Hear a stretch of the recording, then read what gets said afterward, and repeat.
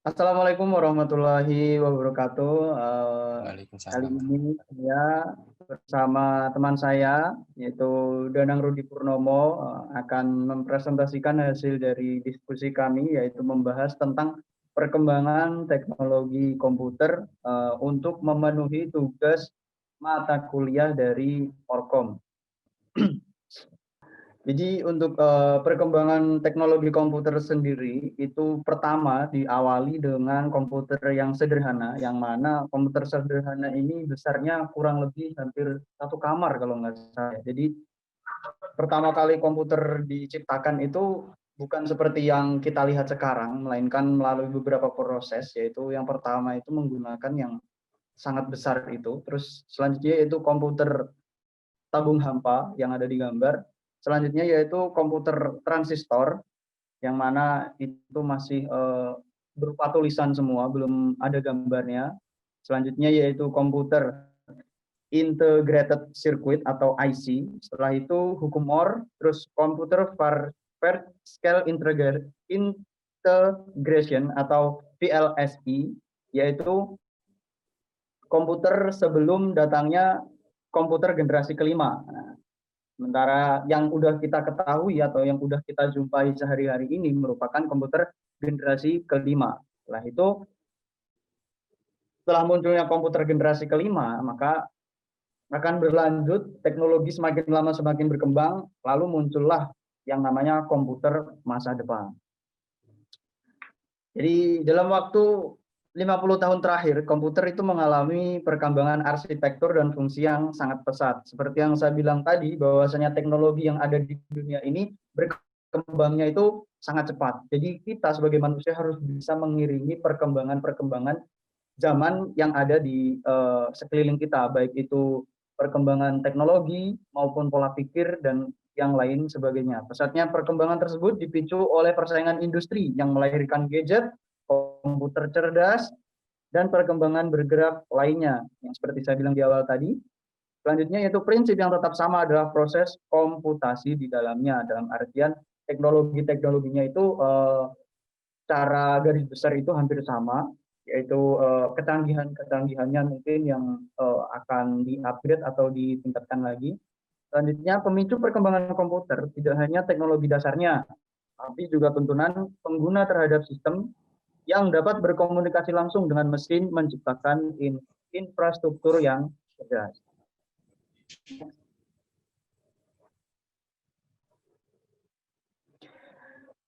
Komputer sederhana, seperti yang saya bahas singkat tadi, bahwasanya awalnya alat yang sederhana, penggenerasian komputer dilakukan berdasarkan ciri-ciri umum dan teknologi dasar pembangunan. Tahun 1823 diciptakan mesin diferensial oleh Charles Babbage yang mampu menghitung tabel matematis. Tahun 1940-an, pengembangan komputer tidak hanya untuk penelitian, namun digunakan untuk kepentingan dalam Perang Dunia Kedua.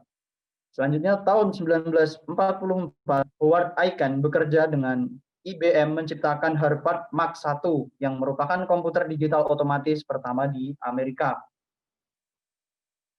Ide-ide Babbage mempengaruhi generasi berikutnya, yaitu yang pertama, Luigi Manabrea, yang mana dia itu seorang insinyur Italia yang menjelaskan analytic engine karya Babbage dalam tulisan dan mempublikasikannya.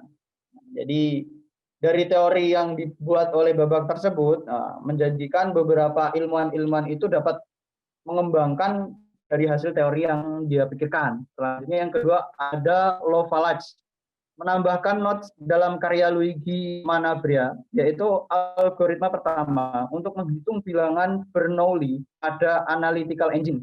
Namanya diabadikan dalam bahasa pemrograman ada A kapital, D kapital, dan juga A kapital oleh Departemen Pertahanan Amerika Serikat. Untuk isinya itu seperti yang ada di gambar. Dan yang nomor 3, yaitu seorang ilmuwan bernama Jonathan Nassov. Nah, dia merancang sebuah mesin linear equation solver, yang mana mesin ini mampu menyelesaikan persamaan linear dan integral diferensial. Dalam garis besar, komputer generasi pertama itu secara garis besar digunakan sebagai kalkulasi untuk penghitungan, dalam artian kalau zaman sekarang biasa dikenal dengan kalkulator lah. Nah, seperti itu. Selanjutnya perkembangan komputer sederhana. Yang pertama tadi diciptakan oleh Babak, yaitu difference engine, yang mana mampu menghitung tabel matematis. Yang saya bilang tadi bahwasanya secara garis besar, kalau sekarang itu kalkulator, setelah itu Atanasoff Berry Computer atau ABC, komputer digital pertama yang mengimplementasikan perhitungan biner untuk menyelesaikan persamaan linear. Itu dalam jangka 1937 sampai 1942. Setelah itu berkembang lagi oleh Tommy Flowers, yaitu Colossus, komputer elektronik yang dapat diprogram.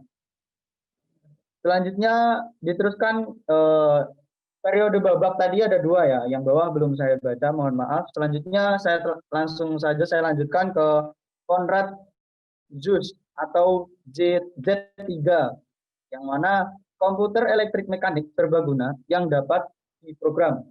Dan yang terakhir yaitu Howard Aiken dan IBM Harvard, komputer digital pertama di Amerika. Untuk selanjutnya akan dibacakan oleh teman saya, Mas Danang. Baik, untuk selanjutnya yaitu komputer tabung hampa. Nah, komputer tabung hampa itu adalah awal generasi komputer yang ditandai dengan kemampuan komputer untuk menyimpan program ke dalam memori. Sebelumnya, baik komputer mekanik ataupun elektrik, program-program itu ditulis di dalam kartu yang dilubangi kemudian dieksekusi. Beberapa komputer dibuat hanya untuk menyelesaikan satu kasus. Nah, yang pertama, ini tabung hampa pada tahun 1906. Perubahan komponen dari mekanik ke tabung hampa. Penemuan Jones, Ambrose, Fleming bahwa elektron dalam ruang hampa dapat menangkap gelombang radio dan diubah menjadi listrik. Pada tahun 1906, Lady Forest menemukan elektroda ketiga atau trioda berfungsi sebagai penguat sekaligus switch. Untuk yang kedua, ini dirancang oleh Dr. J. Presper Eckert dan Dr. Jones W. Minukli dari Moore School, Universitas Pennsylvania, sebagai kebutuhan alat perang Amerika Serikat dalam menentukan jarak dan sekaligus tabel lintasan peluru kendali. Beratnya hingga 30 ton, konsumsi dayanya 140 kW, merupakan mesin desimal, memiliki 20 akumulator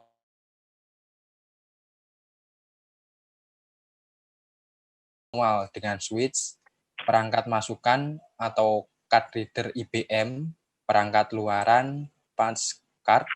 ENIAC mampu melakukan 5.000 penjumlahan dan pengurangan sederhana. 385 operasi perkalian per detik, 40 proses pembagian per detik, dan 3 proses pencarian akar pangkat per detik. Tahun 1955 secara resmi ini dimatikan atau dinonaktifkan. Kelanjutan dari ENIAC sebagai komputer serbaguna dapat digunakan sebagai berbagai tujuan. EDVAC dirancang untuk laboratorium riset balistik. Aplikasi yang dapat diselesaikan adalah penghitungan besar sudut rudal balistik sehingga tepat kepada sasaran. EDVAC dirancang menggunakan memori sebagai instruksi program, digunakan sampai tahun 1961 saja. Selanjutnya, pada tahun 1949, EDSAC dibuat di Universitas Cambridge oleh Maurice Wilker dan tim. Komputer ini menggunakan assembler sederhana yang disebut initial order. Assembler berfungsi agar pemrograman tidak perlu menuliskan program dalam bahasa mesin atau biner.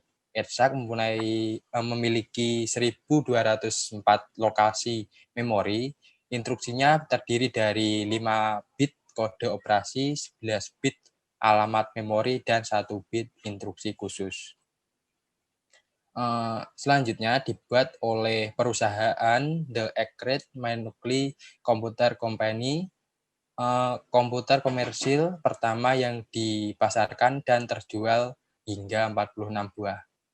Memori utama adalah 1000 word, instruksi 6 karakter alphanumeric, dan 1000 perhitungan per detik. Ini digunakan untuk menguraikan komputasi aljabar matriks, masalah statistik, pembayaran premi bagi asuransi jiwa, dan masalah logistik. Pada tahun 1956, IBM membuat komputer yang diproduksi secara massal bagi kepentingan bisnis bernama REMEC. Mempunyai tempat penyimpanan atau disk storage, komponen di dalamnya berupa CPU, card reader, dan juga printer. Program asli pabrik atau ROM disimpan dalam magnetic drum. Program tersebut mengkontrol fungsi-fungsi yang ada dalam komputer. Pada tahun 1962, REMEC digantikan dengan seri 1400. Komputer generasi pertama ini digunakan perusahaan yang merancang dan memproduksi komputer dengan berbagai macam tujuan. Dari generasi pertama, beberapa di antaranya yaitu Honeywell, pembuat Datamatic 1000, kemudian IBM, International Business Manager, yang membuat Mac 2, Mac 3, IBM 702, 703, dan 709. Selanjutnya ada juga NRC, National Cash Register, terus RCA, pembuat BISMAC 1 hingga BISMAC 2, Sperry Rand Univac, pembuat Univac 2, Alan M. Turing, pembuat S, Automatic Calculate Engine, kemudian Universitas London, dan yang terakhir Dr. J. Forrester di MIT. Adapun ciri komputer generasi pertama yaitu menggunakan teknologi dasar, menggunakan tabung hampa udara, kemudian programnya dibuat dengan bahasa mesin. Yang ketiga ada konsep stores program, terus memori utamanya menggunakan magnetic core storage. Yang kelima ukuran fisik komputer yang sangat besar seperti yang dikatakan Mas Wira tadi. Terus yang keenam fisik komputer cepat panas dan membutuhkan daya listrik yang cukup besar. Selanjutnya ada komputer transistor. Ini komputer generasi kedua. Penemuannya diawali dengan perubahan teknologi dasar pembangun rangkaian yaitu transistor. Ukuran yang kecil memungkinkan komputer dibuat dengan ukuran yang lebih kecil dibanding dengan generasi pertama tadi. Transistor berfungsi sebagai penguat, switch, modulasi sinyal, dan lain-lain. Secara resmi dibuat pada tahun 1947 oleh William Shockley dan tim. DEC PDP-1, Digital Equipment Corporation, Programmable Data Processor 1 pada tahun 1960, ini didirikan oleh Ken Olson dan Harlan Ederson, mesin 18 bit komputer interaktif berukuran kecil. Komponen dasarnya untuk membuat PDP-1 ini pemproses pusat atau unit control, elemen arithmetic, pengelamatan memori, dan register. Yang kedua ada piranti I/O, terus ada kapasitas memori 4096 sampai dengan 65.536 kata. Univac 2 ini, Univac 3, mohon maaf, pada tahun 1962, pengembangan dari Univac 1 dan Univac 2 Sistem operasinya bernama Chave atau BOS. Kemudian memori dibuat tumpukan 29 blok dari 4096 core. Komputer generasi kedua, perusahaan yang mengembangkan komputer dan termasuk pada generasi kedua, beberapa di antaranya yaitu Block Adding Machine, kemudian Control Data Corporation, General Electric, Honeywell, IBM, National Crash Register, kemudian yang terakhir Sprayran Univac. Untuk ciri-ciri komputer generasi kedua yaitu teknologi dasar menggunakan transistor. Terus bahasa pemrogramannya Fortran, COBOL, dan ALGOL. Memori utamanya lebih besar daripada yang generasi pertama tadi. Terus memori sekunder, magnetic tape, dan magnetic disk. Ukuran fisik komputer relatif lebih kecil karena menggunakan transistor, aplikasi yang dijalankan bisnis dan teknik. Kemudian butuhkan daya listrik yang cukup kecil. Kemudian akan dilanjutkan oleh Mas Wira. Saya persilahkan. Selanjutnya yaitu ada komputer integrated circuit atau IC. IC ini merupakan jenis dari komputer generasi ketiga, yang mana perkembangan selanjutnya adalah rangkaian dalam bentuk yang sangat mampat dengan ukuran yang kecil, yaitu integrated IC. Penemuan IC ini merupakan ide yang menyatukan seluruh komponen dalam satu blok semikonduktor oleh Jack S. Kilby di tahun 1958.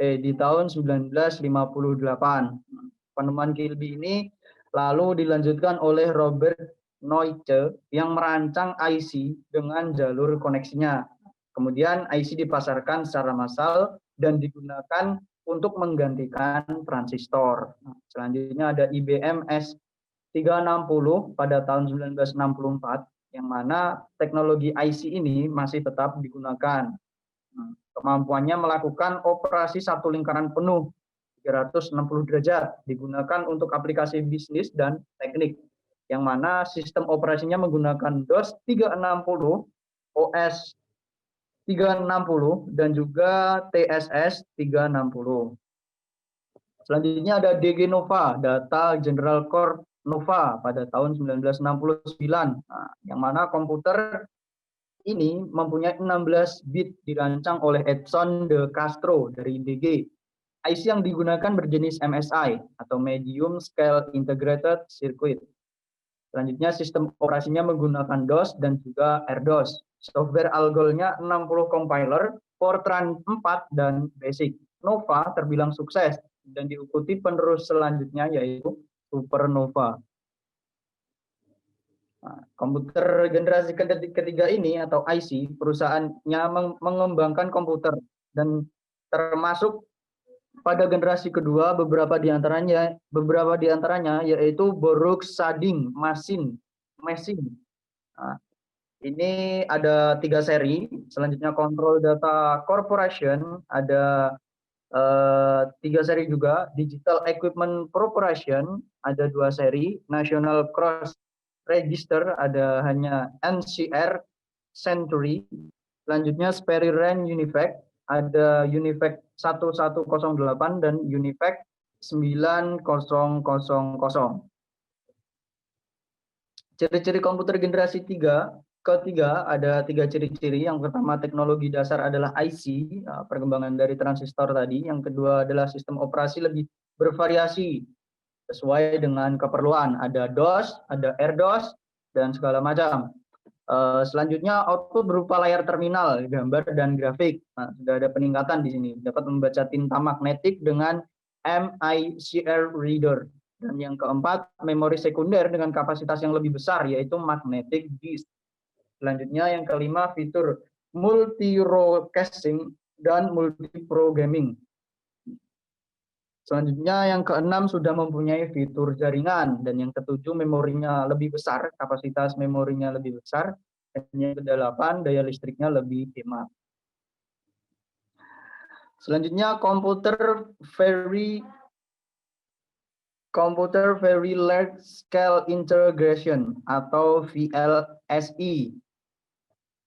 Yang mana hukum Moore-nya di VLSI ini ada Gordon Moore, co-founder of Intel, meningkatkan kerapatan komponen dalam chip, jumlah transistor per chip atau chipnya meningkat 2 kali lipat per tahun. Sejak 1970 pengembangannya agak melambat, sejumlah transistor 2 kali lipat setiap 18 bulan. Harga suatu chip tetap atau hampir tidak berubah. Kerapatan tinggi berarti jalur pendek menghasilkan kinerja yang meningkat.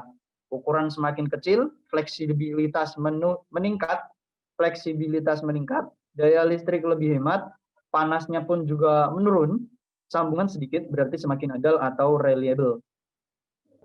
Komputer generasi keempat diawali dengan penggunaan Large Scale Integration atau LSI.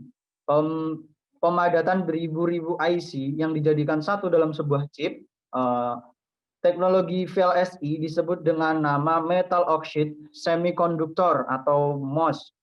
Teknologi yang terdiri dari 3 bagian yaitu metal, lapisan oksida, dan semikonduktor. Contoh komputer generasi keempat adalah IBM 370 dan Intel 4004. Selanjutnya komputer generasi kelima. Di komputer generasi kelima ini mempunyai komponen yang digunakan adalah VLSI, serta juga dilakukan pengembangan terhadap Josephson Junction, teknologi yang bisa menggantikan chip. Josephson Junction mempunyai kemampuan memproses triliun operasi per detiknya. Jepang adalah pelopor komputer generasi kelima dengan membangun Institute for New Computer Technology atau iShot di Tokyo. Apabila berhasil komputer ini dapat menerjemahkan bahasa manusia, manusia dapat bercakap langsung dengan komputer, penghematan energi, dan deteksi penyakit yang lebih akurat. Berarti pada saat itu, ini kan ada deteksi penyakit lebih akurat. Nah, pada saat tahun itu, berarti sudah ada mesin-mesin seperti Rosen dan lain sebagainya itu sudah ada pada tahun itu. Jadi komputer di generasi kelima ini tidak terfokuskan hanya di kalkulasi saja, melainkan dapat digunakan untuk di lain bidang, termasuk salah satunya di bidang medis tadi ya. Jadi semakin lama semakin berkembang. Gitu. Baik, itulah sedikit pemaparan dari kami. Apabila banyak kekurangannya, kami minta maaf yang sebesar-besarnya.